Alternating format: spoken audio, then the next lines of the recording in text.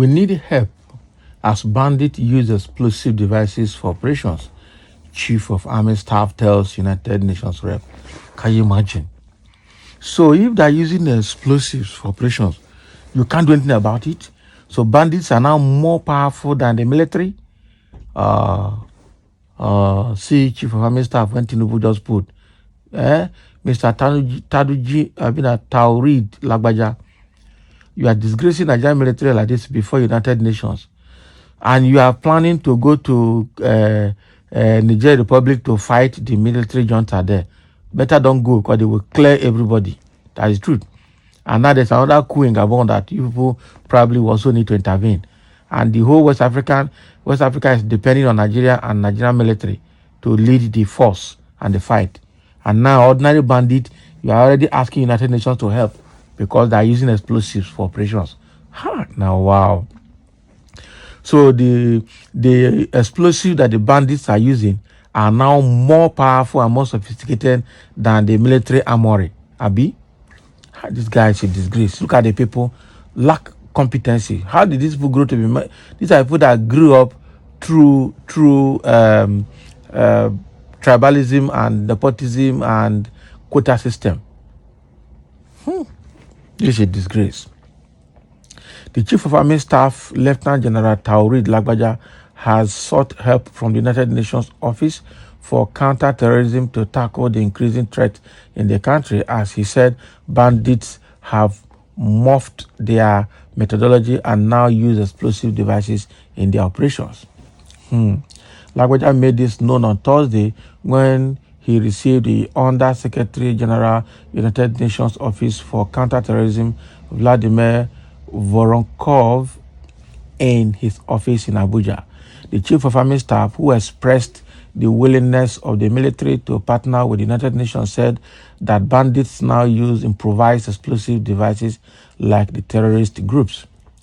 He said, we are open to working with the United Nations. Combating terrorism requires both an offensive and a constructive approach. The Nigerian army has been engaged in the fight against terror in the northeast, and presently we are engaged in the banditry who have employed some of the tactics of the terrorists, such as the use of improvised explosive devices to instill fear in the minds of law-abiding citizens. We are poised and ready to cooperate with critical partners, especially the United Nations Office for Counter-Terrorism. The Nigerian Army is not only focusing on the offensive approach. We know that no matter how long we conduct our kinetic operations, we need to bring in the non-kinetic approach to bear in order to have a stable environment. Lagbaja further sought the support of the United Nations on the de-radicalization program for the repentant terrorists who over the years have dwelled in its holding facilities. On his part, Voronkov pledged to partner with the military to build Nigeria's capacity to detect, investigate, and prosecute terrorism-related offenses. He said, we look forward to further deepening our partnership with the Nigerian Army and the need for increased multilateral collaboration to support Africa in addressing an evolving terrorism threat on the continent. We also look forward to formalizing the existing cooperation in countering terrorism. We would also like to build Nigeria's capacity to prevent, detect, investigate, and prosecute terrorism offenses by collecting and analyzing them. Can you imagine? All of these are just stories that tell you there's no way the Nigerian Army can tell me that if it is fighting terrorism, that they will not be able to do it. I don't believe that. The truth remains that corruption is what is making the military not to be efficient and not to be effective. The generals are already thinking of how to, loot money. They vote money, they approve money to fund acquisition of arms. They will still steal them. That is what the problem. And now the so-called repentant Boko Haram have been integrated into the Nigerian military. So the military is now compromised seriously. Okay, so all these ones that are looking for, I don't think it is United Nations that is going to help to fight terrorism in Nigeria. They know themselves. The army knows them. The police knows them. The DSS knows them. But for some reasons, they just can't touch them. That is the truth. It's quite unfortunate. So you can't tell me that the improvised explosives, the IEDs, okay, that those guys are using are more sophisticated than the armory, the guns and the things that the military have in their armory. We know that these guys are using more than IEDs because they already have machine guns, they have rocket launchers, they have a lot of things that the military have in their armory. But I tell you, they are not as trained as the military. They can always be countered and be brought down. But unfortunately, because of a lot of compromise in the military, they are finding it difficult to fight. Quite unfortunate for them. They're waiting for United Nations now to help. How will that be? You seeking for help from United Nations and your president is sharing money, Abi, to the senators and top military officers to remain in power. You people are joking with this country.